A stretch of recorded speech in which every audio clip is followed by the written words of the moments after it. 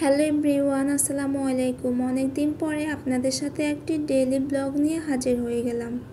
এতক্ষণে হয়তো বুঝে গেলেন ব্লগটা কী নিয়ে হতে পারে। আমার অনেক দিনের ইচ্ছে কাশফুল দেখতে যাব।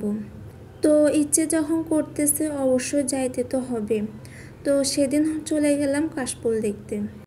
গিয়ে দেখি একটাও কাশফুল নেই। বৃষ্টি হওয়ার কারণে সবগুলো কাশফুল নষ্ট হয়ে গিয়েছে।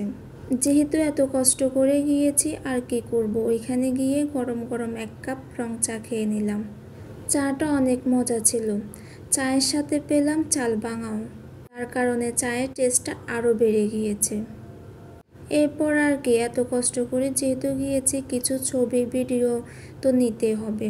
তো কিছুক্ষণ ছবি তুললাম, ভিডিও করলাম, এগুলোই করলাম। কিছুক্ষণ হাঁটার পরে দেখি একটা ঝালমুড়িওয়ালা মামা। ভাবলাম যে ঝালমুড়ি খেয়ে যাই, তো ঝালমুড়ি খেয়ে নিলাম। ঝালমুড়ি খেতে খেতে কিছুক্ষণ হাঁটলাম। এত কষ্ট করে যেহেতু গিয়েছি তো চলে আসা তো যায় না, একটু ঘুরেও আসি। অনেকক্ষণ ঘোরাঘুরি করলাম, চারপাশটা একটু ভালো করে দেখলাম। কাশফুল না থাকলে কি হবে, চারপাশের পরিবেশটা এত সুন্দর ছিল যে হাঁটতে অনেক ভালো লেগেছে। অনেকটা সময় ওইখানে ছিলাম, মোটামুটি ভালোই লেগেছে।